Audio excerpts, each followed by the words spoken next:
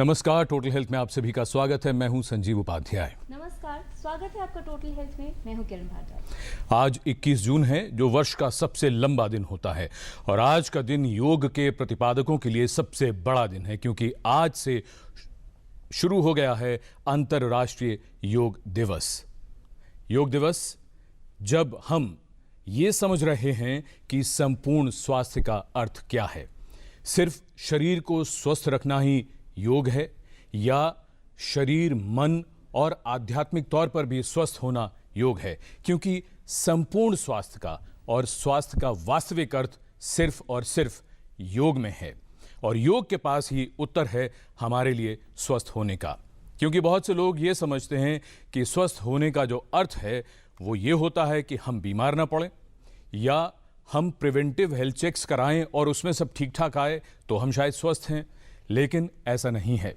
ये बड़ा स्थूल सा उदाहरण होता है स्वस्थ रहने का।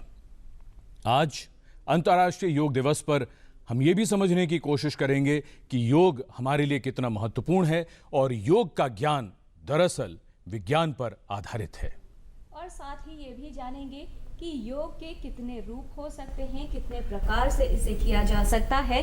साथ ही ये भी कि योग चिकित्सा पद्धति के रूप में, योग जीवन शैली के रूप में और आध्यात्मिक जीवन की ओर अग्रसर होने के मार्ग के रूप में योग का क्या योगदान है।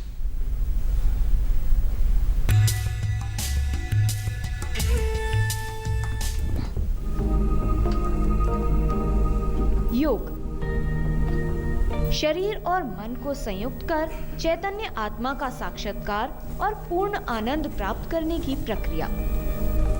योग के कई रूप हैं और स्वस्थ जीवन के लिए महत्वपूर्ण भूमिका भी है। योग स्वस्थ रहने के लिए भी उपयोगी है, बीमारियों से बचाव के लिए भी और कई बीमारियों को ठीक करने में भी प्रभावशाली है। हमारी जीवन शैली से जुड़ी समस्याएं जैसे मोटापा, उच्च रक्तचाप, हृदय रोग, जोड़ों संबंधी समस्याएं, श्वसन रोग, मधुमेह, तनाव और उदासीनता, ये सभी समस्याएं आज आम हो गई हैं और इनसे ग्रस्त लोगों की संख्या भी बढ़ रही है।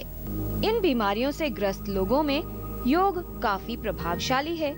योग का चिकित्सा पद्धति के रूप में प्रयोग जीवन शैली संबंधी बीमारियों में काफी उपयोगी है। वहीं योग को अपने जीवन में शामिल कर निरोग रहना और रोगों से बचाव करना संभव है। योग को चिकित्सा पद्धति के रूप में देखें, बीमारियों से बचाव के लिए या आध्यात्मिक जीवन पद्धति के रूप में इसे अपनाया जाए। योग का हर रूप उपयोगी है और इसका प्रभाव लाभकारी। योग को अपने जीवन में शामिल करना स्वस्थ और निरोगी रहने के लिए प्रभावशाली है। साथ ही आध्यात्मिक जीवन जीने का सरल और उत्तम विकल्प है योग। Total health, DD news.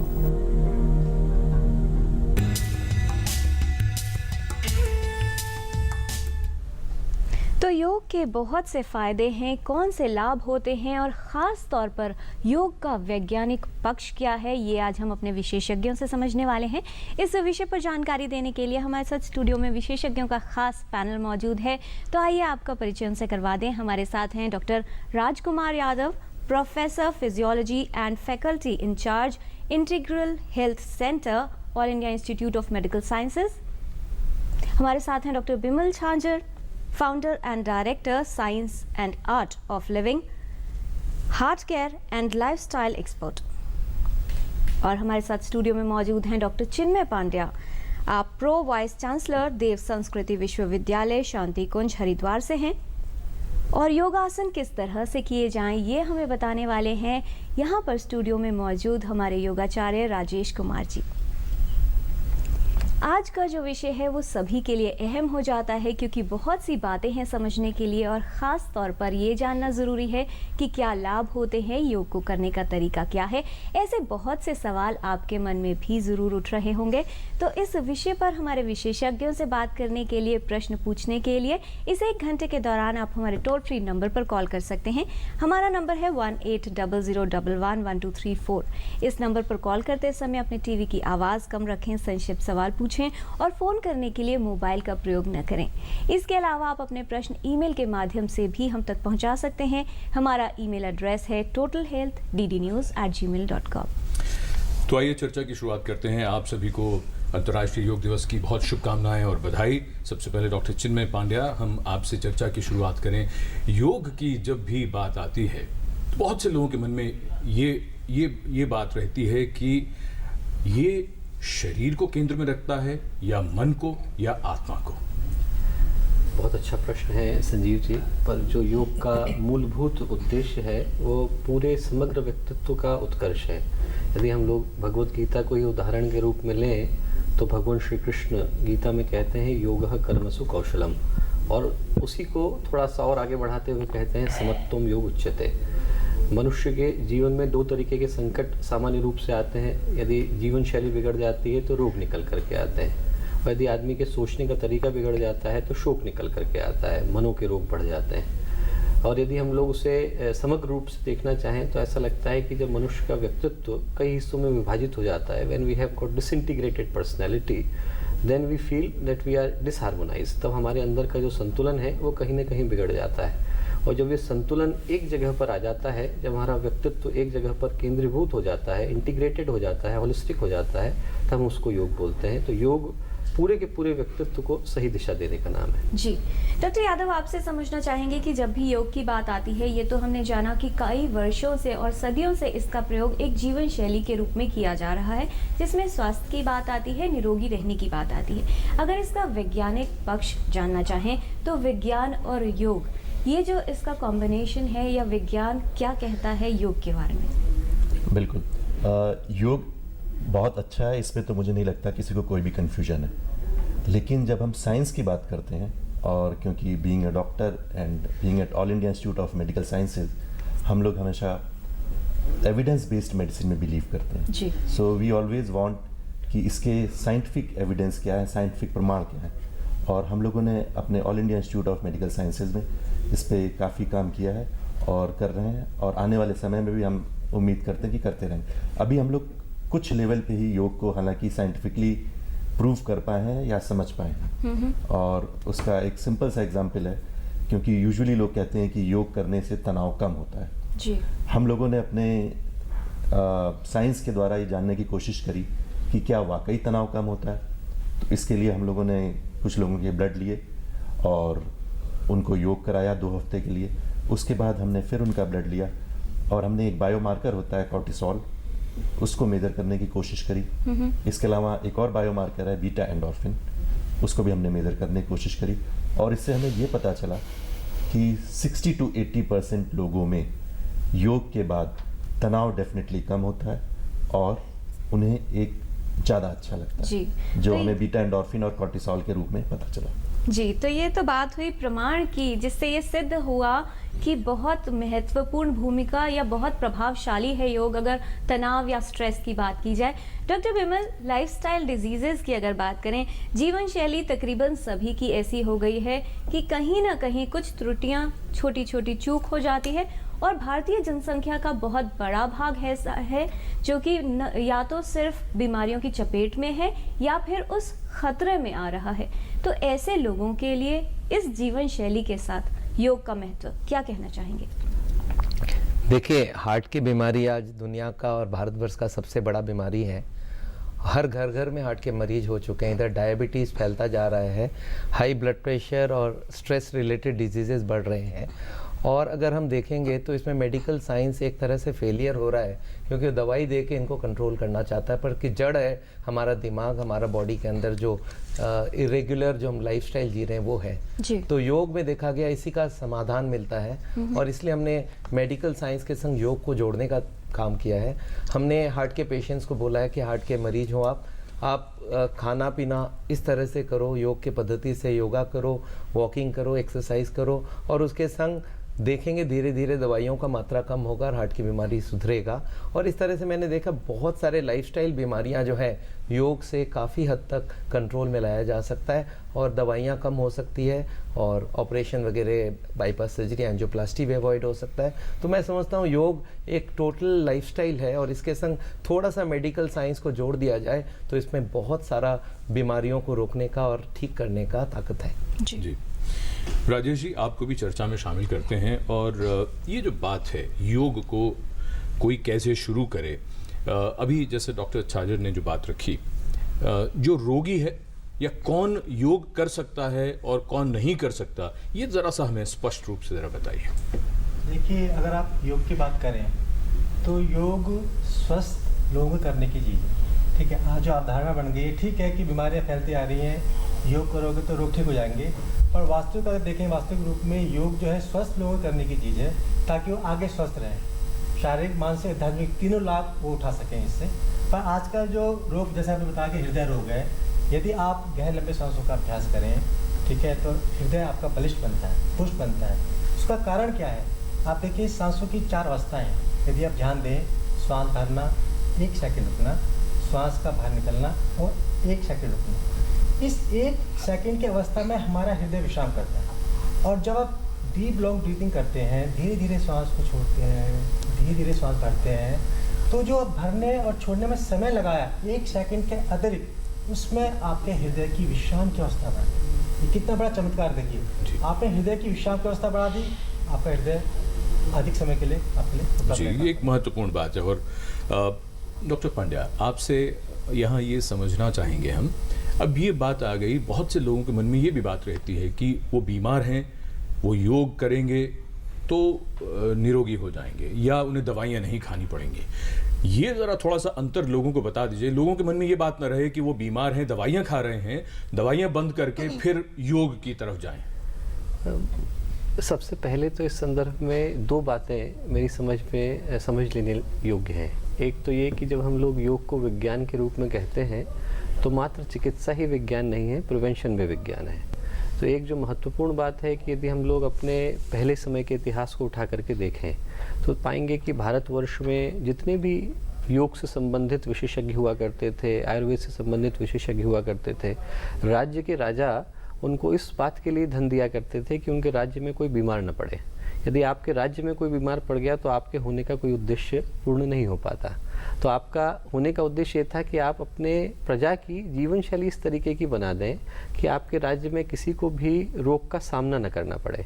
यदि हम लोगों को डैमेज कंट्रोल का काम करना पड़े कि बीमारी घट चुकी है और उसको ट्रीट करने के लिए हमें योग का, आयुर्वेद का या अन्य भारतीय परंपराओं का सहारा लेना पड़े, तो पहले तो उनका उद्देश्य ही अलग हो जाता है।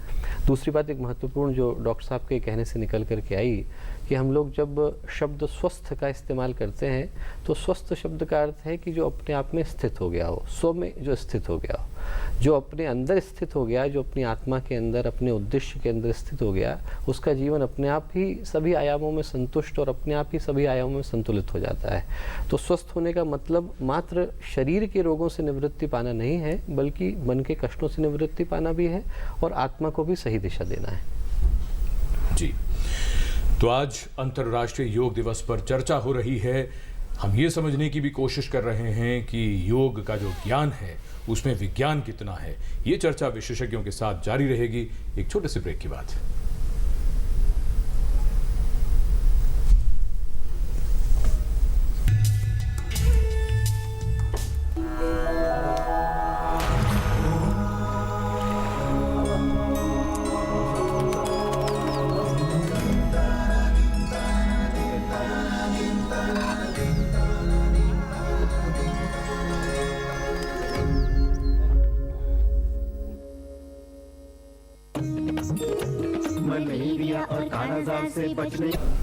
ब्रेक के बाद आप सभी का स्वागत। अंतर्राष्ट्रीय योग दिवस पर चर्चा हो रही है आज टोटल हेल्थ में। ज्ञान है योग, विज्ञान है योग। डॉक्टर विमल छाजड़, आपने ये बताया कि हृदय की बीमारियों में भी बड़ा लाभ देखा गया है योग का। अभी तक जो आपका अनुभव है, किन किन बीमारियों में, जो लाइफस्टाइल डिजीजेस की, जो हमारी जो जीवन शैली जैसी है, उसमें योग का अब क्या हम उपयोग भी ले सकते हैं, लाभ भी ले सकते हैं, और किस तरह हम अपने आप को बदल सकते हैं? देखिए, ये बात तो पक्की है कि साधारण लोगों को योग करना चाहिए, पर उनका क्या जो बीमार पड़ चुके हैं वो क्या योग ना करें? मैं समझता हूँ ज़रूर करना चाहिए। हाँ, उनकी बीमारी का जो थोड़ा बहुत हिस्सा है जो मेडिकल साइंस से आज के दिन कंट्रोल हो सकता है वो किया जा सकता है। उसके साथ अगर वो योग की पद्धति को अपनाएं तो काफ़ी इम्प्रूवमेंट आ सकता है। पिछले 20-30 सालों में योग के ऊपर काफ़ी रिसर्च हुई है और उस पर ये पता चलता है योग करने से ब्लड प्रेशर कम हो सकती है, शुगर कम हो सकती है, कोलेस्ट्रॉल ट्राइग्लिसराइड कम हो सकती है, लोगों की फिटनेस बढ़ती है और हार्ट स्वस्थ रहता है। इनफैक्ट अमेरिका में डॉक्टर डीन ऑर्निश की ग्रुप ने ये भी दिखा के दिया है कि योग अगर किया जाए ठीक से तो हार्ट की बीमारी को रिवर्स भी किया जा सकता है। और वो मेडिकल साइंस के जो जर्नल है, लैंसेट है, अमेरिकन जर्नल ऑफ कार्डियोलॉजी है, हर में आ चुका है कि योग के इतने फ़ायदे हो सकते हैं। और मैं समझता हूँ हर आदमी का हक बनता है कि वो योग को भी इस्तेमाल करें, और इसलिए मैं समझता हूँ हर आदमी बीमार हो या ना हो योग का इस्तेमाल करे। और उसके साथ थोड़ी बहुत जो कमी है, अगर योग का एक हिस्सा है जो कि बहुत फास्ट काम नहीं करता है, मेडिकल साइंस को फास्ट रिजल्ट देने का आदत है, तो मैं समझता हूँ दोनों को जोड़ दिया। इंस्टीट्यूट में भी हम लोग ने योग की क्लास शुरू करवाई है मेडिकल डॉक्टर्स लोगों के लिए, और उस वक्त की बात बोल रहा हूँ, 20 साल पहले ये बात शुरू हो चुकी थी। तो मैं समझता हूँ योग को मेडिकल साइंस का पार्ट बना देना चाहिए। जी, तो ये जो ज्ञान है, योग का ज्ञान, इसके बारे में जितना जाने उतना ही बेहतर होगा। डॉक्टर पांड्या, ये बताएं कि जब आजकल हम देख रहे हैं सभी लोग योगासन कर रहे हैं और योग करने की बात पर बहुत ज़्यादा झुकाव है, लेकिन योग करने से ये समझ आता है कि आप योगासन करें, प्राणायाम करें, योग इनसे बढ़कर कहाँ तक जाता है? देखिए, मैं इस संदर्भ में कहना चाहूँगा कि एक तो मैं स्वयं एक शैक्षिक संस्थान का प्रतिनिधित्व कर रहा हूँ, तो योग के बहुत सारे आयाम हैं। योग एक शिक्षा पद्धति के रूप में भी विकसित हो चुका है, चिकित्सा पद्धति के रूप में तो विकसित था ही था। इसके अतिरिक्त योग का जो एक महत्वपूर्ण पक्ष है वो एक साधना के रूप में है। तो देव संस्कृति विश्वविद्यालय पंडित श्री राम शर्मा आचार्य जी द्वारा प्रणीत था। उनने सामान्य व्यक्तियों के करने के लिए एक छोटी सी परंपरा प्रारंभ करी थी जिसका नाम उन्होंने प्रज्ञा योग दिया। प्रज्ञा योग का एक एस्पेक्ट तो आसन व्यायाम है जिसमें शरीर के रोगों का शमन किया जा सकता है, पर उसका एक साधारण सा हिस्सा योग का साधनात्मक पक्ष है। और साधनात्मक पक्ष ऐसा है जिसको कोई भी व्यक्ति कहीं पे भी कर पाने की स्थिति में है। उन्होंने कहा कि हर व्यक्ति यदि ये मान करके चले कि उसको एक ही दिन जीवन जीने के लिए मिला है, यदि हम लोग सुबह उठें और उस समय को हम आत्मसमीक्षा के लिए ले लें कि हमारे पास ये सोचने के लिए समय हो कि यदि यही दिन है मेरे पास जीने के लिए, तो मैं दिन को किस तरीके से जीना चाहता हूँ, कितनी खूबसूरती के साथ जीना चाहता हूँ। हर दिन नया जन्म, हर रात नई मौत, उनका कंसेप्ट था। और शाम को सोते वक्त यदि हम लोग रिविजिट कर लें और अपने आप को सेल्फ एनालिसिस करके देखें कि हम अपनी अपेक्षाओं पर कितना खरे उतर पाए, तो हम योग के साधनात्मक पक्ष को भी पूरा कर लेते हैं। इसके अतिरिक्त निश्चित रूप से हम लोगों के देव संस्कृति विश्वविद्यालय में प्रज्ञा योग के ऊपर ही कम से कम 300 से ज़्यादा शोध अध्ययन हो चुके हैं, 150 के करीब PhD इस विषय पर हो चुकी हैं, अनेकानेक शोध प्रोजेक्ट जो हैं इस संदर्भ में सबमिट किए जा चुके हैं। जी। और मुझे लग रहा था कि शायद ऐसा कोई प्रश्न हमारा दर्शक पूछेगा, पूछ ही लिया है उन्होंने। सुनील जी हैं, उन्होंने प्रश्न ही पूछा है। डॉक्टर पांड्या, आपसे ही पूछता हूँ मैं ये। उन्होंने ये जानना चाहा है कि योग से मन को शांति मिलती है, तो ये मन होता कहाँ है शरीर में? माइंड की जो सीट है वो कहाँ होती है? कहाँ से ये मन को शांति मिल जाती है? यही प्रश्न किसी ने पातंजलि से भी बहुत पहले पूछा था। तो पातंजलि ने अपने सारे शिष्यों से पूछा कि आप में से सुखी कौन है, और सारे शिष्यों ने आपस में डिस्कस करके उत्तर दिया कि हम में से कोई सुखी नहीं है। और पातंजलि ने उस प्रश्न का उत्तर नहीं दिया, वो अगले प्रश्न पर बढ़ गए और उन्होंने बोला कि द्वंद्व क्या है। जो दोनों के बीच पे पढ़ने वाली बात है वो ये है कि उनके हिसाब से द्वंद्व ही सारे दुखों की जड़ है। और उनका कहने का एक ही अर्थ है कि जब हमारे शरीर के व्यक्तित्व की 3 ही रचनाएं हैं, या तो हम लोग कार्य करते हैं, कर्म है, या फिर हमारी भावनाएं, हमारे इमोशंस हैं, या फिर हमारा चिंतन है, हमारे थॉट्स हैं। यदि तीनों अलग अलग दिशाओं में जा रहे हों तो हमारा व्यक्तित्व उसी क्षण में विघटित हो जाता है। उसी समय में हम लोग कॉन्फ्लिक्ट में, द्वंद्व में एंटर कर जाते हैं। और द्वंद्व किसी एक स्थान पर लोकेटेड नहीं है, वो पूरे व्यक्तित्व के सभी हिस्सों में बढ़ जाने का नाम है। और इसीलिए उन्होंने योग को चित्त की वृत्तियों का निरोध कहा कि जैसे ही चित्त के अंदर की जितने भी ऑसिलेशंस हैं, जितने भी उसके अंदर की उठने वाली अर्जेज हैं, इम्पल्सेस हैं, वो शांत हो जाते हैं, तो चित्त उसी तरीके से शांत हो जाता है जैसे समुद्र के अंदर की लहरें शांत हो जाने के बाद समुद्र बिल्कुल निर्मल हो जाता है। तो मन किसी एक जगह पर स्थित नहीं है, मन गतिशीलता का नाम है। मन में विचार आएंगे तो मन है, और मन में से गतिशीलता चली जाती है तो मन नहीं है, निर्विकार हो जाता है मन। ये हमारा प्राचीन ज्ञान है जिसमें विज्ञान है, इसीलिए योग की महिमा है। और फिलहाल हमारे एक दर्शक हैं, चित्रा जी हैं दिल्ली से टेलीफोन लाइन पर। चित्रा जी, आपका बहुत स्वागत, पूछें सवाल।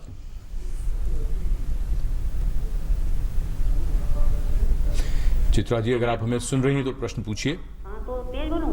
ओके, मैं कह रही हूँ कि पीछे ना मैंने 8-9 महीने तक कोई अनुलोम विलोम करती थी। हेलो जी जी जी। हाँ, तो फिर लास्ट में जैसे लेफ्ट नोस्ट्रिल में, नथने में से छोड़ते हैं ना वो हवा, ये सांस छोड़ते हैं, तो मैं सीधी साइड से छोड़ जाती थी हैं, और थोड़ा तेज में से हो जाता था।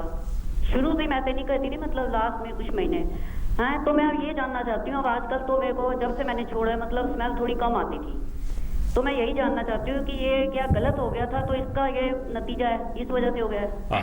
अच्छा, और एक और प्रश्न है जी, बताइए। कि अगर जैसे स्मेल कम के मतलब उसका कोई योग की सहायता से उसे सही किया जा सकता है।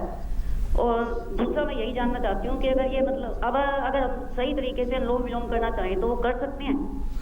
बहुत स्पष्ट नहीं सुन पा रहे हैं चित्रा जी हम आपको। अच्छा, लेकिन जितना हमने सुना, जो समझ में आया, एक तो आप प्राणायाम के बारे में जानना चाह रही हैं। तो मैं दोबारा प्रश्न करूं? हाँ, करिए। जैसे ऐसे है ना, अनुलोम विलोम करते समय आखिर में लेफ्ट नॉस्ट्रिल से वो तो हम समझ गए, अनुलोम विलोम के बारे में जो प्रश्न पूछा, उसके बाद आप क्या जानना चाह रही हाँ, थी? जी, वो ये मैं मतलब पूछ रही हूँ, अनुलोम विलोम अगर गलत हो जाए तो उसकी वजह से जो नाक की शक्ति है सुगंध की, वो मतलब हो सकती है खराब। अच्छा। दूसरा मैं ये जानना चाहती हूँ, मतलब अगर इसका कोई जैसे प्राणायाम में इलाज है तो आप करके बता दीजिए जो। जी, ठीक है। और दूसरा एक और ये कि दोबारा चालू कर लूँ अनुलोम विलोम, उसमें कोई क्षति तो नहीं है? हाँ जी जी ये जानना चाहती हूँ। जी। राजेश जी, जी इन्होंने ये जानना चाहा है कि अनुलोम विलोम करने की जो क्रिया है, इनको लगा कि शायद इन्होंने ठीक नहीं किया, और ये बहुत से लोगों के मन में ये बात होती है। योगासनों में, प्राणायाम में हमेशा सांस के बारे में ये बताया जाता है, कब रोकना है, कब छोड़ना है। अगर कोई व्यक्ति वो ठीक से न कर पाए तो कई बार ये भी कहा जाता है कि लाभ नहीं होगा तो नुकसान हो जाएगा। ये कितना सच है और इसमें क्या सावधानी बरतनी चाहिए? देखिए, अब जैसे अनुलोम विलोम के बारे में पूछा, इसमें करना क्या होता है, आपने प्राणायाम मुद्रा बनाई, आपने अंगूठा और तीसरी फिंगर जो नासिकाओं के हार्ड पोर्शन पर रखी। अब अपने बाएं नासिका से धीरे धीरे सांस भरें। आप बाएं नासिका बंद करें, अंगूठे को उठाएं, धीरे धीरे सांस आप खाली करें, फिर दाएं से भरें, बाएं से खाली करें। ये हुआ अनुलोम विलोम। तो इसमें कोई दिक्कत नहीं होनी चाहिए आपको। हाँ, यदि आप जबरदस्ती रोकते हैं, ठीक है, अनुलोम में श्वास भरा, उंगली का हटाई, श्वास छोड़ा, फिर श्वास भरा, उंगली हटाई, श्वास छोड़ा, इस प्रकार से करेंगे तो कोई दिक्कत नहीं होगी आपको। ठीक है, शुरू के अभ्यास में आपको धीरे धीरे गहरा लंबा श्वास भरना है, गहरा लंबा छोड़ना है, फिर भरना है, फिर छोड़ना है। कोई इसमें ताकत नहीं लगानी, कोई झटका नहीं है, कोई जर्की मूवमेंट नहीं है, बस धीरे धीरे श्वास भरें, धीरे धीरे श्वास छोड़ें, तो कोई दिक्कत नहीं होगी, इसका लाभ मिलेगा। दूसरा, एक और बात योगासनों को लेकर। योगासन, कई हमारे दर्शकों ने प्रश्न भी पूछा है और शायद चित्रा जी भी यही समझना चाह रही थी, उसके करने का समय क्या होगा, खाने के बाद कितना अंतर होना चाहिए। और जो लोग आज का ये कार्यक्रम देखकर, और जितनी चर्चा पूरी दुनिया में हो रही है योग को लेकर, जो जिज्ञासा, उत्सुकता है, जिन्होंने अब तक नहीं किया, वर्षों नहीं किया, तो उन्हें क्या सावधानी बरतनी है? देखिए, जो आप बिगिनर हैं, जिन्होंने पहले नहीं किया, आप स्टार्ट करना चाहते हैं, वो कर सकते हैं। आप सुबह सुबह खुले स्थान पे जाइए, पार्क में जाइए, ठीक है, अपना आसन ले जाइए, हल्के फुल्के आसन कीजिए, जैसे ताड़ासन, शवासन, सूक्ष्म क्रियाएं, इनसे अभ्यास कीजिए। सरल आसनों से अभ्यास कीजिए आप, ताकि आपको दिक्कत ना हो, धीरे धीरे शरीर का लचीलापन बढ़े और फिर आप सरल से कठिन की ओर जाएं। तो शुरू में यौगिक सूक्ष्म क्रियाएं होती हैं, मैं थोड़ा बताना चाहूँगा करके अपने दर्शकों को। जैसे आप इस प्रकार से क्रियाएं करें हाथों की, ठीक है, इस प्रकार से ये क्रियाएं हैं, ये सूक्ष्म क्रियाएं हैं, ठीक है, ये इस प्रकार से ये घुमाइए इसको। गर्दन की क्रियाएं हैं, क्लॉकवाइज, एंटी क्लॉकवाइज, ठीक है, ये क्रियाएं करेंगे। कंधों की क्रियाएं हैं, ये क्रियाएं, ये शरीर में लचीलापन लाएंगे आपकी, और जब लचीलापन आएगा तो आगे के आसनों के लिए आपका शरीर तैयार होगा। ठीक है, एक तो सबसे पहले आप खुले स्थान पे करेंगे, और सुबह का टाइम इसके लिए सबसे उपयुक्त माना गया है। और जैसे आपने भोजन का पूछा कि भोजन कितना गैप रहना चाहिए, यदि आप सॉलिड कुछ खाते हैं तो कम से कम 6 घंटे का अंतर रहना चाहिए। साधना करते समय, योग साधना करते समय आपका पेट, स्टमक खाली हो, और यदि कुछ लिक्विड लिया आपने, गर्म पेय पदार्थ लिया है, तो कम से कम 3 घंटे का अंतर होना चाहिए। तो इस प्रकार से यदि आप खाली पेट करेंगे तो ज़्यादा लाभ मिलेगा आपको। और सुबह का समय सबसे उपयुक्त है। सुबह समय नहीं मिलता तो शाम का समय भी कर सकते हैं, बट आपका पेट खाली हो, इस बात का ध्यान रखना। लेकिन राजेश जी, कौन से वो लोग होंगे जिनको कुछ सावधानियां जरूर बरतनी होंगी, और अगर योगासन शुरू करना चाहते हैं कौन सी बीमारियां आप बताना चाहेंगे जिसमें ज़रूर एक एक्सपर्ट से कंसल्ट कर लें? देखिए, यदि आपको हाई बीपी है, आपको हृदय संबंधी कोई विकार है, डायबिटीज़ है, इस प्रकार के या तनाव में ज़्यादा रहते हैं, तो आपको शुरू में किसी योग शिक्षक के पास जाना चाहिए ताकि आप उसकी विधि समझ लें ठीक ढंग से करने की। यदि जैसे सपोज दैट किसी को आपको ज़्यादा हाई पे रहता है और आप टीवी में देख के कपालभाति करते हैं तो आपको नुकसान हो जाएगा। कपालभाति में प्राण का ऊर्ध्वन होता है, ऊर्जा बनती है, तो बीपी है तो और हाई हो जाएगा। इसी प्रकार यदि आपको लो बीपी है और आप ये कर रहे हैं, क्या कहते हैं, शिथिलासन बायों कर रहे हैं, तो आपको हानि हो जाएगी। इसीलिए किसी निपुण योग शिक्षक के उसमें देख के आप योग शुरू करें। और जैसे हार्ट की टबल वगैरह है, गहरे लंबे सांसों का अभ्यास करें, आप अनुलोम विलोम, इसका लाभ मिलेगा। तो ये चीज़ें किसी एक्सपर्ट की मतलब किसी शिक्षक की देख में आप शुरुआत करें। जी राजेश जी, एक बात आई थी जहां डॉक्टर यादव ने ये कहा कि स्ट्रेस और तनाव के जो ग्रस्त लोग हैं उनमें उन्होंने काफ़ी फ़ायदा देखा साइंटिफिक रूप से अगर देखा जाए। वहीं पर सिर दर्द, माइग्रेन, ये भी आजकल बहुत आम हो गया है। कौन से आसन वो लोग कर सकते हैं, किस तरह का प्राणायाम कर सकते हैं इस बीमारी से दूर रहने के लिए? देखिए, माइग्रेशन के लिए सबसे अच्छा आपका गहरे लंबे सांसों का अभ्यास है, भ्रामरी प्राणायाम है। यदि इसका 5 से 10 मिनट आप नियमित अभ्यास करें तो आपका माइग्रेशन से जरूर आपको मुक्ति मिलेगी। जी राजेश जी, माइग्रेन के लिए किस तरह से ये प्राणायाम किया जाए, आप जरा दर्शकों को बताएं जिससे बहुत आसानी से वो कर सकते हैं। देखिए, भ्रामरी प्राणायाम के सबसे पहले आप भुजाओं को इस प्रकार फैलाएं, कोने से मोड़ते हुए पहले 2 उंगली हल्के से आंखों के ऊपर, तीसरी और चौथी होंठ के ऊपर नीचे। उसके बाद आप अंगूठों से अपने कानों को बंद करेंगे ताकि आपको बाहर का कोई भी ध्वनि ना सुनाई दे। फिर आप गहरा लंबा सांस भरेंगे और फिर गुंजन करते हुए सांस को छोड़ेंगे, जैसे भौरा गुंजन करता है उस प्रकार से, जैसे ऐसे।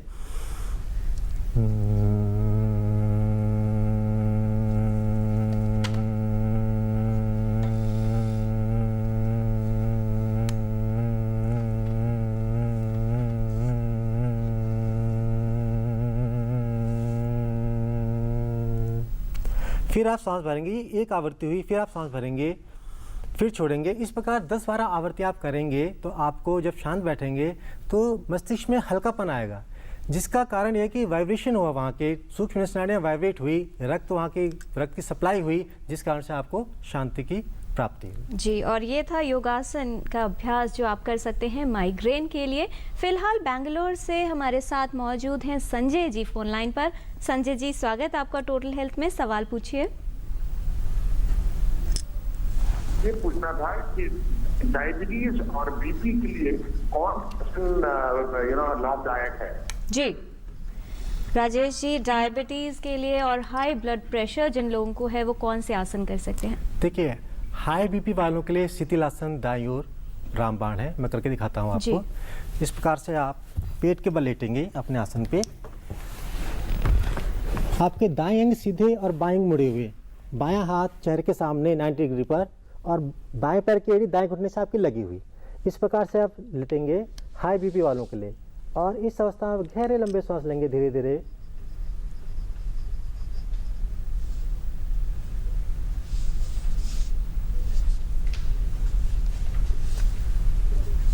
जी, इस प्रकार आप कम से कम 5 मिनट इस पोज में लेटेंगे तो आप देखेंगे आपका हाई बीपी जो है नियंत्रण में आ जाएगा।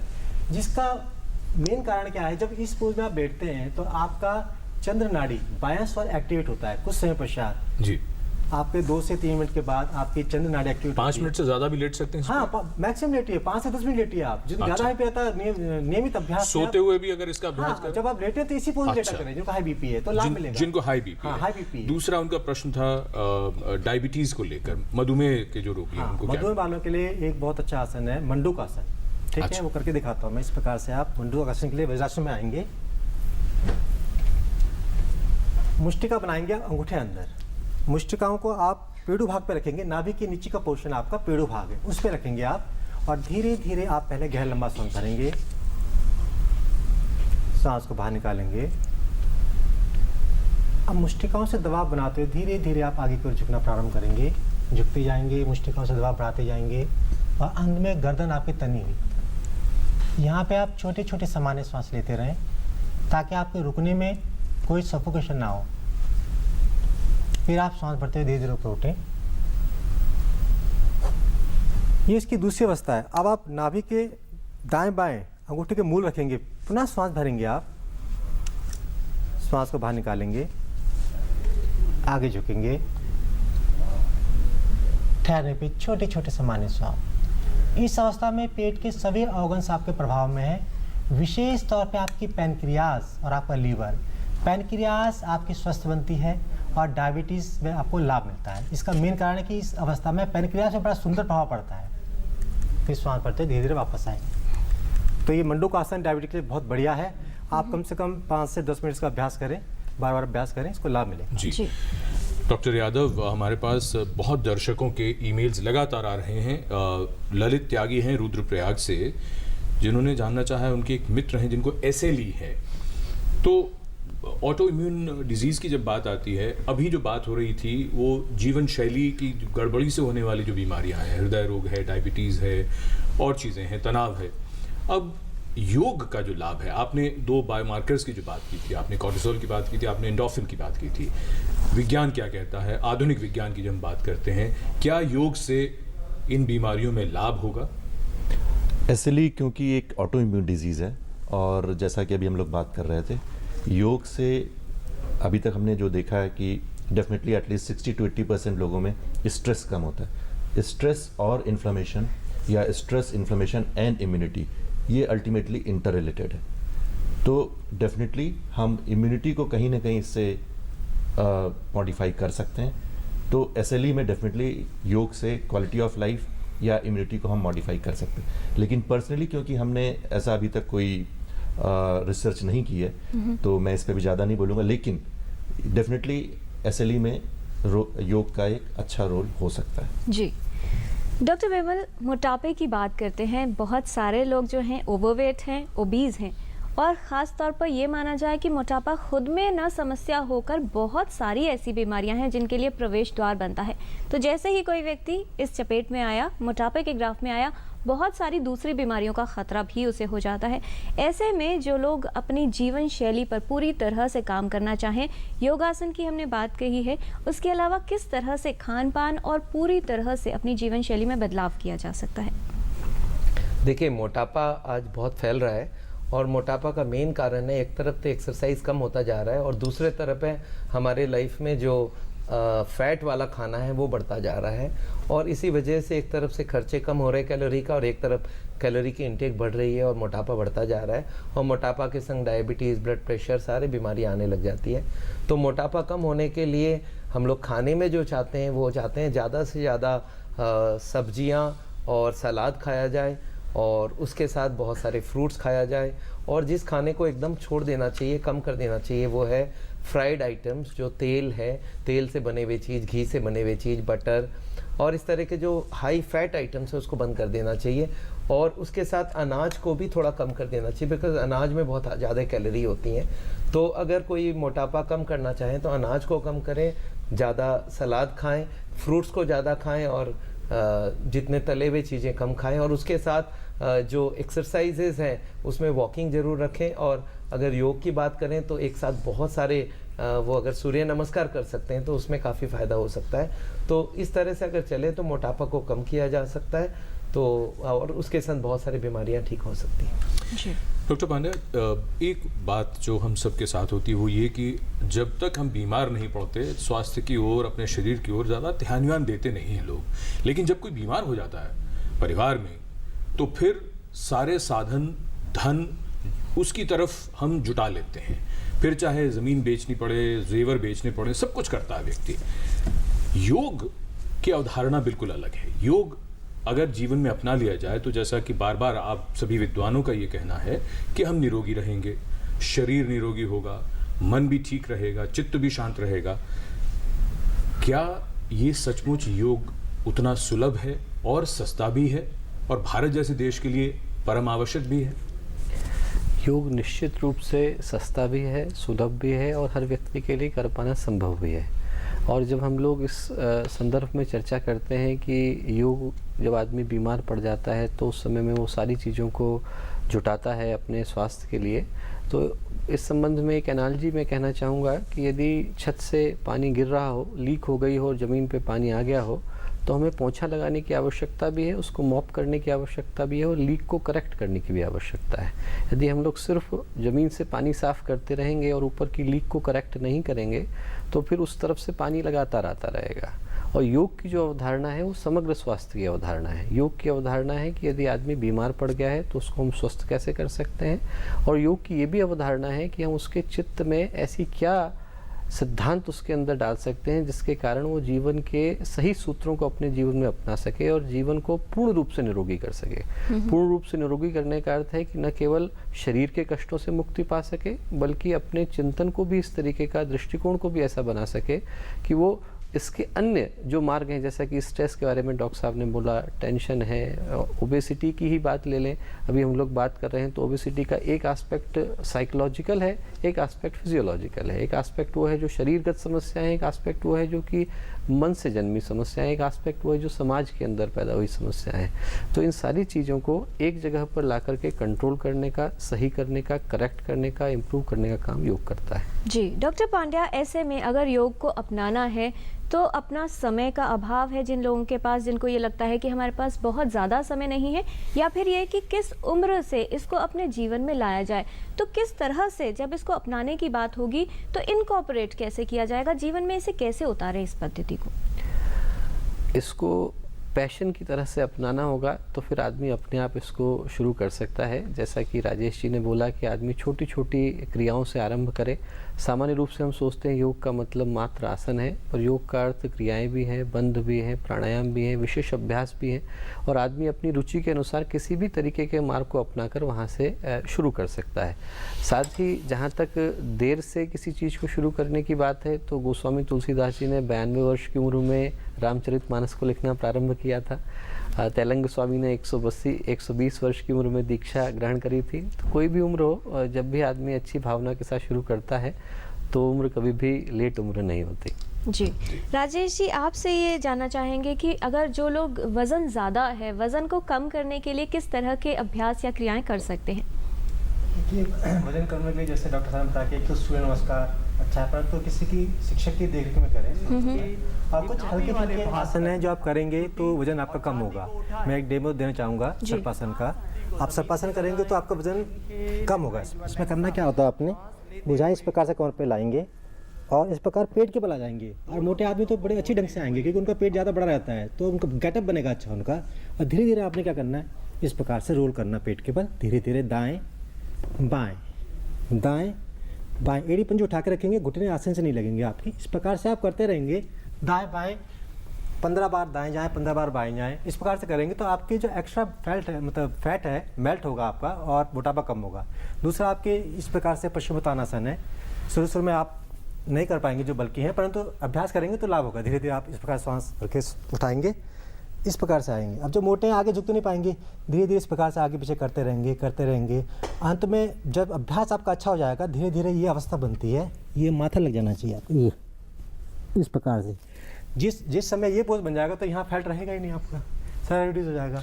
तो ये तो कह रहे हैं कि जब फैट नहीं रहेगा तब ऐसा हो जाएगा। ऑब्वियसली तब ऐसा होगा। और जो आपने सर्पासन भी किया, उसमें भी मुझे यही लग रहा था कि जिनकी तोंद वोंद बहुत ज्यादा हो जाती है, उनका काफी अच्छा होगा ये आसन। जिसका पेट नहीं तो हो ही नहीं पाएगा, क्योंकि जब पेट उभार रहे हैं आप तो बड़ा अच्छे ढंग से घूम रहे थे दोनों। हाँ, तो इसी प्रकार जिनकी तोंद निकली होती, मोटापा होता है जिनको, वो तो घूम ही नहीं पाएंगे। नहीं अभ्यास करेंगे आप, देखिए शुरू से तो अभ्यास करना पड़ेगा। अच्छा, एक बात बताइए राजेश जी, ये बड़ी स्वाभाविक सी बात है। बहुत हमारे दर्शक, कोई पूछ रहा है कि अगर हड्डी टूट जाए तो क्या उसमें भी लाभ होगा, कुछ पूछ रहे हैं कि अगर बाल झड़ते हो तो उसमें भी योगासन।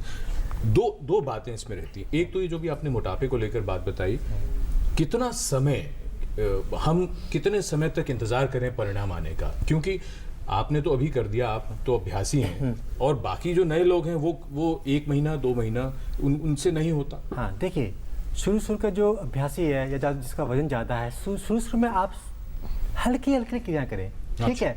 जब आप जैसा बताया, सूक्ष्म क्रियाएं बताई आपको, इस प्रकार से आप धीरे धीरे सरल आसन करेंगे, यौगिक सूक्ष्म क्रियाएं करेंगे। इनके करने से होगा क्या, आपके शरीर में लचीलापन आएगा और जब आपके शरीर में लचीलापन का स्तर बढ़ेगा, फ्लैक्सिबिलिटी लेवल बढ़ेगा, तो धीरे धीरे आप आसन करने के लायक भी बन जाएंगे। जैसे आपने कहा सर्पासन नहीं कर पाएंगे, ऐसा नहीं है। आप अभ्यास करेंगे तब होगा, शुरुआत करेंगे तब होगा। आप सोचेंगे मैं कर ही नहीं पा रहा, तो आपसे कभी होगा ही नहीं। इसलिए अभ्यास, प्रयास जरूरी है।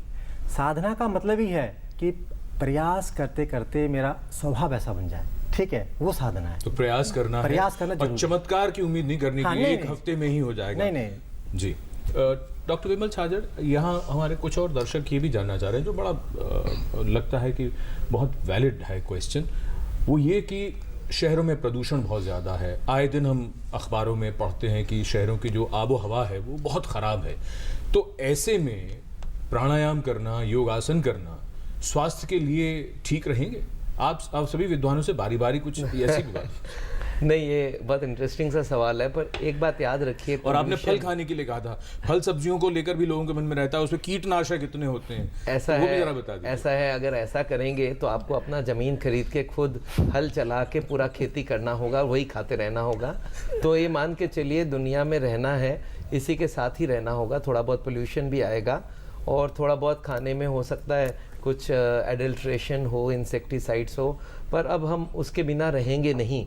अगर ऐसा हो तो फिर तो या तो कोई ऐसे जगह चले जाएं जहाँ पोल्यूशन ही ना हो, पर ये संभव नहीं है। तो इसी के साथ ही जो दुनिया आज चल रही है उसी के साथ ही हम लोग को अपने आप को स्वस्थ रखना पड़ेगा। तो इसके लिए कोशिश करें जहाँ पे भी योग करेंगे वो जगह क्लीन एरिया हो, जहाँ पे ग्रीनरी हो, या अपने ग्रीनरी ना हो तो इनफैक्ट कोई लोग बोलते हैं सर बाहर ही ग्रीनरी नहीं है, तो घर पे भी अगर कोई ऐसा जगह हो जहाँ पे एयर कंडीशन एनवायरनमेंट हो, वहाँ पे भी योग किया जा सकता है। तो मैं ये समझता हूँ कोई आज योग को थोड़ा सा मॉडिफाइड मॉडर्न ज़माने के हिसाब से करना पड़ेगा, और उसके साथ खाने पीने में भी जितना हो सके संभव हो उसको वॉश करके उसको बॉईल करके खाया जाए। अगर आपको रियल में प्रॉब्लम लग रहा है कि इसमें जर्म्स आ सकते हैं तो आप आज मॉडिफिकेशन करके ही सारा काम करना पड़ेगा। बहुत बंधन न बांधे, शुरुआत करें। डॉक्टर पंड्या, क्या कहना चाहेंगे आप? देखिए संजीव जी, गुरुदेव ने कहा था परंपराओं की तुलना में विवेक को महत्व देंगे, और विवेक का मतलब होता है कि देश काल परिस्थिति के अनुसार लिया गया निर्णय।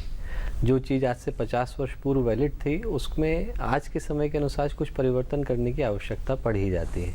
और जहाँ पर प्राणायाम करने का यहाँ से परामर्श दिया जा रहा है तो कोई ये नहीं कह रहा कि दिल्ली की रेड लाइट पर जाकर के आदमी प्राणायाम करे। आदमी अपने घर के अंदर, अपने सही वातावरण के अंदर प्राणायाम कर सकता है, और साथ ही इस चीज़ का निर्णय स्वयं अपनी बुद्धि से ले सकता है कि कहाँ पर किस समय किस चीज़ को करने की आवश्यकता है।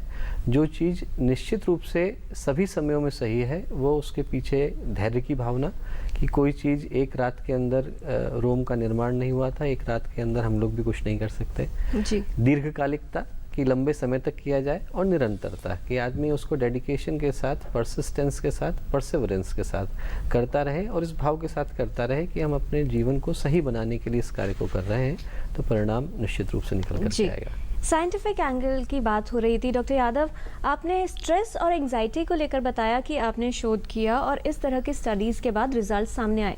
दूसरे कौन से वो एरियाज़ हैं, कौन से क्षेत्र हैं जिसके अंदर आप लोग सोच रहे हैं या शोध चल रहा है और योग को इससे जोड़कर देखा जा रहा है? बिल्कुल, अभी थोड़ी देर पहले हम लोग बात कर रहे थे हार्ट के बारे में, और हार्ट से या दिल से संबंधित हम लोगों ने कार्डियोवास्कुलर रिस्क फैक्टर्स पे काफ़ी काम किया कि योग से कार्डियोवास्कुलर रिस्क फैक्टर्स को हम कितना मॉडिफाई कर सकते हैं। तो उसमें कुछ तो नॉर्मल जैसे बातें हैं जो सभी लोग जानते हैं, जैसे ब्लड प्रेशर को, या lipid profile, specially HDL good cholesterol, LDL bad cholesterol, and triglycerides, इसको हम कितना मॉडिफाई कर सकते हैं। और इसमें भी यूजुअली हमने देखा ज़्यादातर लोगों में, मैं कभी भी ये नहीं कहूँगा कि 100% रिजल्ट हमारे थे, लेकिन ज़्यादातर लोगों में योग से लिपिड प्रोफाइल बेटर हुई है, ब्लड प्रेशर कम हुआ है, और वेरी इंपॉर्टेंट कुछ हम लोगों ने नए मार्कर्स भी यूज़ किए हैं, जैसे कि एडिपोनेक्टिन।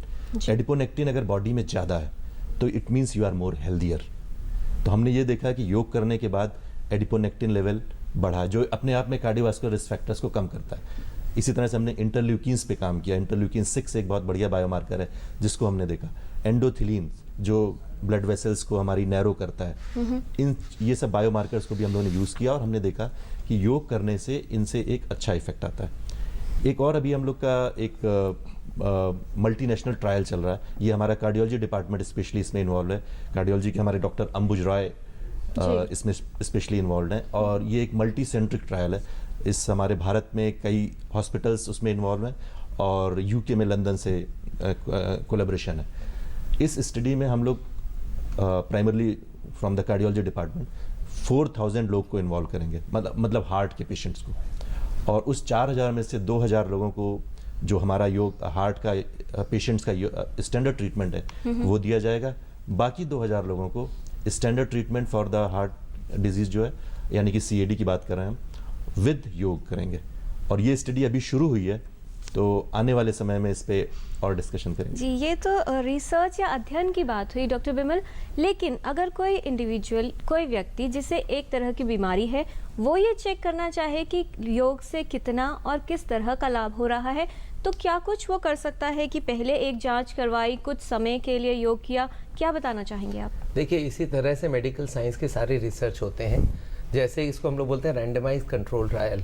तो जितने भी आज योग पे बहुत अच्छे अच्छे रिजल्ट्स आए हैं, वो ऑल इंडिया इंस्टीट्यूट में एक स्टडी हुई थी जहाँ पे ये दिखाया गया योग से ब्लॉकेजेस को रिवर्स किया जा सकता है। और डीन ऑर्निस अमेरिका में उन्होंने सैन फ्रांसिस्को में रिसर्च करके दिखाया ब्लॉकेज कम हो सकती है।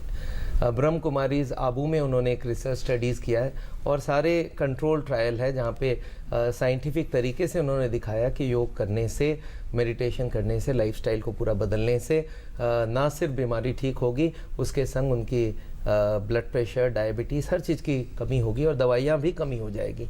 तो इस तरह से अब जो आगे रिसर्च सामने आ रहा है मेडिकल साइंस के तरफ से, उसमें ये लग रहा है लाइफस्टाइल की करेक्शन करना पड़ेगा और उसमें योग का काफ़ी अच्छा योगदान रहना होगा।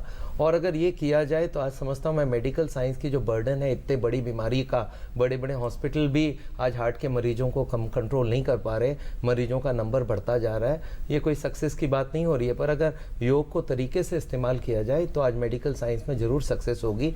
और ये सिर्फ इंडिया नहीं, पूरे वर्ल्ड के हर, विश्व के हर देश में ये बात अगर चालू हो तो मैं समझता हूँ आज जो वर्ल्ड का सबसे बड़ा बीमारी है लाइफस्टाइल रिलेटेड बीमारियाँ, उसमें काफ़ी ज़्यादा फायदा हो सकता है। जी, ये एक महत्वपूर्ण बात है जो आपने रखी कि ऐसा नहीं कि ज़्यादा अस्पताल बनाने से हम स्वस्थ रहेंगे, बल्कि अस्पतालों में लोग जाने कम हो जाएं, वो एक मार्कर होगा कि हम स्वस्थ हो रहे हैं। डॉक्टर पांड्या, ये बताइए, एक पक्ष जो है योग का जिस पर कम चर्चा हो पाती है, अध्यात्म के पक्ष पर ज़रा थोड़ा सा प्रकाश डालिए। देखिए, योग शब्द का जो अर्थ है वो आध्यात्मिक संदर्भ में ही निकल कर के आया है। योग शब्द संस्कृत के युज शब्द से निकल कर के आया है, जिसका अर्थ होता है मिलन या समाधि। और उसके पीछे का भाव यही है कि समस्त विश्व में, समस्त ब्रह्मांड में एक ही ऊर्जा, दिव्य ऊर्जा व्याप्त है, चाहे उसको आप नाम कोई सा भी दे दें। और व्यक्ति के अहंकार के कारण आदमी इसके अंदर विभाजन पैदा कर देता है। जिस क्षण मैंने मैं होने की रेखा खींची, वैसे ही मैंने तुम होने की रेखा भी खींच दी। और जिस क्षण मन में भाव आ जाता है कि हर जगह पर परमात्मा और एक ही ऊर्जा व्याप्त है, उसी क्षण आदमी उस ऊर्जा के साथ एकाकार हो जाता है। और यही भाव योग का है कि आदमी के अंदर की जो इंडिविजुअल कॉन्शियसनेस है, उसके अंदर की जो व्यक्तिगत चेतना है, वो जब समष्टिगत चेतना में मिल जाती है तो उसके अंदर योग जन्म ले लेता है, जिसको हम लोग सामान्य भाषा में योग जोड़ना भी बोलते हैं, मिलन भी बोलते हैं। तो वो जो मिलन है वो आत्मा का परमात्मा के साथ मिलन है, उसी संदर्भ में उसको कहा गया है। और इसीलिए योग को प्राचीन काल में साधना पद्धति के रूप में स्वीकार किया गया। बाद में सारी परंपराएं निकल कर के आई। यदि देखा जाए तो जो सबसे प्राचीन है, जिसको हम लोग पतंजलि योग के नाम से जानते हैं, उसमें तो आसन का जिक्र मात्र 2 सूत्रों के अंदर आया है, स्थिरम सुखम आसनम, कि यदि आप स्थिर हैं और सुखी हैं तो फिर आप आसन के अंदर हैं। यदि आपके को मैं हथकड़ी लगा दूं, आपके ऊपर चढ़ कर के बैठ जाऊं, तो आप स्थिर हो सकते हैं, सुखी नहीं हो सकते जी। तो जब आदमी का अंतर्मन सुखी होता है, अंतर शांत हो जाता है, तो ऑटोमेटिकली आसन के अंदर आ जाता है। यही योग का मूल उद्देश्य था। डॉक्टर बिमल, आप इसमें कुछ जोड़ना चाह रहे हैं? इसमें मैं एक छोटा सा चीज ऐड करना चाहता हूँ। एक तो देखिए, साधना की बात करते हैं तो बहुत सारे लोग सोचते हैं फिलोसफी की बात है, पर अगर योग को हम लोग मेडिकल साइंस की तरफ से थोड़ा सा एनालाइज करें तो डॉक्टर पांड्या ने जो बात बोला वही दूसरे तरीके से एक्सप्लेन किया जा सकता है कि हमारे ब्रेन में 2 पार्ट होता है, एक होता है सेरिब्रल कॉर्टेक्स और एक होता है इमोशनल कॉर्टेक्स। सेरिब्रल कॉर्टेक्स को चाहिए इंफॉर्मेशन कि किस तरह से आदमी का लाइफ होना चाहिए, किस तरह से सोच होनी चाहिए। और योग के जो पहला पद्धति है, जो यम नियम और उसकी जो साधना वाली पार्ट है, वो हमारे अगर ब्रेन में फीड हो जाए, अगर सेरिब्रल कॉर्टेक्स को ये बताया जाए कि इस तरह से आप चलोगे तो आप खुश रहोगे, इस तरह से रहोगे तो आपके ब्रेन में अल्फा वेव्स आएंगे, आप खुश रहोगे। तो अगर साइंटिफिक तरीके से देखा जाए, योग में feeding of information to the cerebral cortex, और दूसरा पार्ट है इमोशनल कॉर्टेक्स, जो हमें गुस्सा दिलाता है, जो हमें ग्रीड दिलाता है। उस इमोशनल कॉर्टेक्स को कंट्रोल करने के लिए मेडिटेशन का इस्तेमाल करना चाहिए। अगर हम दोनों को सही तरीके से, साइंटिफिक तरीके से लोगों को बताएं तो मेडिकल डॉक्टर भी खुश हो जाएंगे और जो साइंटिफिक लोग हैं वो भी कन्विंस्ड हो जाएंगे कि बात सही है। तो मैं समझता हूँ योग को थोड़ा सा साइंटिफिक एक्सप्लेनेशन के साथ दिया जाए तो काफ़ी लोगों तक एक्सेप्टेबिलिटी बढ़ेगी इसकी। जी, तो योग के लाभ और साथ ही इसका वैज्ञानिक पक्ष ये हम समझ रहे हैं अपने विशेषज्ञों से। टोटल हेल्थ में फिलहाल समय हो गया है एक छोटे से कमर्शियल ब्रेक का। आप कहीं मत जाएगा, देखते रहिए टोटल हेल्थ।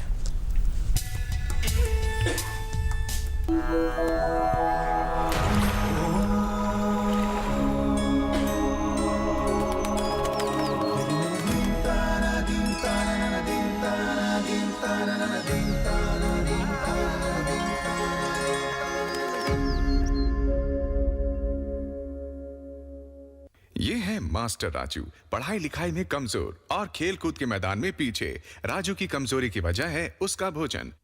राजू की मां खाने में इस्तेमाल करती है साधारण नमक। डॉक्टर बताते हैं कि आयोडीन की कमी से बच्चे के शारीरिक और मानसिक विकास में बाधा पहुंचती है। इसलिए आज ही अपनाएं शक्ति और बुद्धि का रक्षक आयोडीन नमक। एक व्यक्ति के लिए आयोडीन नमक का मासिक खर्च 1 कप चाय की कीमत से भी कम बैठता है। सवारी जिंदगी चुटकी भर नमक, आयोडीन नमक।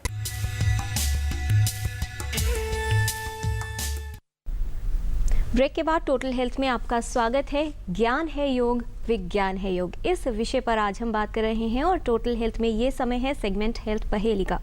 एपिसोड 578 का सवाल था कि तंबाकू छोड़ने के लिए इनमें से क्या उपयोगी नहीं है। 4 ऑप्शंस थे आपके पास।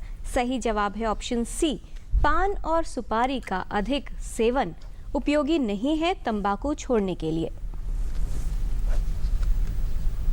कौन बने हैं इस पहेली के लकी विजेता, ये भी आपको जरूर बताएंगे, लेकिन उससे पहले देखते हैं क्या सवाल है आज की हेल्थ पहेली में। आपको बताना है कि यम, नियम, आसन, प्राणायाम, प्रत्याहार, धारणा, ध्यान और समाधि ये सब किसके अंग हैं। ऑप्शन ए तंत्र योग, ऑप्शन बी हठ योग या फिर ऑप्शन सी अष्टांग योग। आप अपने जवाब हमें 2 हफ्तों तक भेज सकते हैं। हमारा पता है total health, DD news, room number 505, Tower B, Doordarshan Bhawan, Mandi House, Copernicus Marg, New Delhi 110001, या ईमेल कर सकते हैं totalhealth@gmail.com पर। तो आप भी इस पहेली का सही जवाब भेजकर हमारे हेल्थ क्विज कॉन्टेस्ट में शामिल हो सकते हैं। और कौन बने हैं एपिसोड 578 के लकी विनर, ये बताने के लिए हम रिक्वेस्ट कर रहे हैं डॉक्टर पांड्या से, जिनके सामने हमने रख दी हैं सारी करेक्ट एंट्रीज जो आपसे हमें मिली हैं। डॉक्टर पांड्या, आप हमारे व्यूअर्स को बताएं कि सारी करेक्ट एंट्रीज में से आज के एक लकी विनर कौन है। जी, लकी विनर हैं चिराग मित्तल फ्रॉम हिसार, हरियाणा। चिराग, इनको बहुत बधाई। और अब चलते चलते डॉक्टर यादव, आपसे हम ये समझना चाहेंगे, जो चर्चा अभी चल रही थी अध्यात्म को लेकर, आपका इस पर क्या कहना है? शोध के माध्यम से क्या बातें सामने आई हैं? जी, योग में स्पिरिचुअलिटी है। एंड कई बार हम लोग जब अपने रिसर्च पेपर्स भेजते हैं पब्लिकेशंस के लिए, तो हमने इंटरनेशनल जर्नल्स में भेजते हैं। यूएस की एक जर्नल थी, तो मैंने पेपर भेजा, तो उन्होंने उस पर मुझे क्वेश्चन कर लिया कि आपने इस योग में स्पिरिचुअलिटी को कैसे मेजर किया। फर्स्ट क्वेश्चन था स्पिरिचुअलिटी योग में है तो आपने इसको मेजर कैसे किया। तो मैंने उसका आंसर दिया कि definitely I have not measured. हमारे पास कम से कम अभी मुझे ऐसा कोई साइंटिफिक वे नहीं पता है जिससे कि हम स्पिरिचुअलिटी को मेजर कर सकें, लेकिन योग में स्पिरिचुअलिटी है। तो आई होप कि आने वाले समय में हमारे पास कुछ और साइंटिफिक साधन अवेलेबल होंगे जिससे हम स्पिरिचुअलिटी को भी मेजर कर सकें। ये गुत्थी आज का आधुनिक विज्ञान शायद खोल पाए। बिल्कुल। डॉक्टर साजिद, आप क्या कहना चाहेंगे? देखिए, मेरा कहना है कि योग एक बहुत बड़ा आकार में आना चाहिए, और इसके लिए जो ज़रूरत है वो है कि योग के जो एक्सपर्ट्स हैं उनको मेडिकल नॉलेज दिया जाए, और मेडिकल साइंस के जो एक्सपर्ट हैं उनको योग की नॉलेज दी जाए। और अगर ये चीज़ हम कर सकते हैं तो मैं समझता हूँ मेडिकल साइंस में भी बड़ा फ़ायदा होगा और योग को और पॉपुलैरिटी मिलेगी और लोगों का जन कल्याण का काम होगा। तो मेरे हिसाब से ये सारी चीज़ों को जोड़ के देखना चाहिए, और मैं यही किया हूँ मेरे प्रैक्टिस में। मैं हमारे हार्ट के पेशेंट्स को हम लोग एजुकेट तो करते ही हैं मेडिकल साइंस की तरफ से, उनको योग भी प्रैक्टिस करवाते हैं, और उनकी मेज़रमेंट के लिए हम लोग जो पैरामीटर्स इस्तेमाल करते हैं वो कॉमन पैरामीटर्स है, और उसमें बहुत अच्छे रिजल्ट्स आते हैं। तो मैं ये समझता हूँ आज के ज़माने में योग को हम लोग बहुत अच्छा तरीके से अगर हम प्रेजेंट करें तो ये बहुत कामयाब साध्य होगा, और ये आज जितनी भी बीमारियां हैं उसके लिए भी योग का इस्तेमाल करना चाहिए, और उसके संग मेडिकल साइंस को जोड़ के करना चाहिए। जी राजेश जी, योग का अगर आप लाभ बताना चाहें, वो लोग जो शुरू करना चाहते हैं, जिनकी इच्छा है, और वो लोग जिनके लिए लाभकारी हो सकता है, क्या कहना चाहेंगे? देखिए, आप योग शुरू कीजिए कल से। मैं तो कहता हूँ कल से ही आप पार्क में जाइए और योग साधना शुरू कीजिए। योग साधना करने से शारीरिक, मानसिक, आध्यात्मिक तीनों लाभों से आप हो जाएंगे, परिपूर्ण हो जाएंगे। ठीक है, आपका स्वास्थ्य ठीक रहेगा, स्वास्थ्य ठीक है तो आपका मन शांत रहेगा, मन शांत है तो जो भी कार्य करेंगे उसमें सफलता मिलेगी। तो ये तीनों लाभ मिलेंगे एक साथ आपको। डॉक्टर चिन्मय पांड्या, योग के योग को अगर चंद शब्दों में बयां करना चाहें तो क्या कहेंगे आप? मैं सिर्फ इतना कहना चाहूँगा कि देखिए, हम लोग विज्ञान के विषय में बोल रहे थे। आपकी जो टैगलाइन है, ज्ञान है योग, विज्ञान है योग, और मैं बताना चाहूँगा कि मैं खुद एक मेडिकली ट्रेंड डॉक्टर हूँ। 9 वर्ष तक लंदन में डिपार्टमेंट ऑफ न्यूरो साइंसेस में कार्य किया। पर मैं ये कहना चाहूँगा कि हर चीज़ यदि विज्ञान की कसौटी पे उतरे तभी हम उसको स्वीकार करें, ये आवश्यक नहीं है। हमारी माँ हमें प्यार करती है, इसको किसी विज्ञान की कसौटी पर खरा उतरने की आवश्यकता नहीं। बुद्ध किसी लेबोरेटरी पे प्रूव हो तभी वो बुद्ध कहलाएंगे, ऐसा भी आवश्यक नहीं। हर चीज़ की अपनी लिमिटेशंस हैं, और हम लोगों को उस लिमिटेशन से पार जा करके अपने विज्ञान को समझने की आवश्यकता है। जी, इस तमाम जानकारी के लिए बहुत धन्यवाद देना चाहेंगे doctor Pandya, doctor Bimal Chhajer, doctor Yadav और राजेश जी, आप सभी का। तो विशेषज्ञों ने जो लाभ हैं इसके वो तो बताए हैं, और साथ ही ये समझने की ज़रूरत है कि योग के लिए किसी प्रमाण का इंतज़ार न करें, आप इसे खुद प्रैक्टिस करें, योग को खुद अपनाएं और देखें कि इसके लाभ क्या हैं। जिन्होंने अब तक योग नहीं किया है और जब वो योग करना शुरू करेंगे तब समझ में आएगा कि अब तक वो क्या मिस कर रहे थे। मन पर नियंत्रण हो, शरीर लचीला हो और उसके साथ साथ आध्यात्मिक दृष्टि से संतुष्टि हो, इससे बड़ी चीज कोई इंसान क्या मांग सकता है। बहुत धन्यवाद कार्यक्रम देखने के लिए, और अगले सप्ताह मैं और किरण जब लौटेंगे टोटल हेल्थ में तो हम बात करेंगे एक और महत्वपूर्ण विषय पर। हम बात करेंगे सिर दर्द और माइग्रेन के विषय में। तब तक के लिए नमस्कार।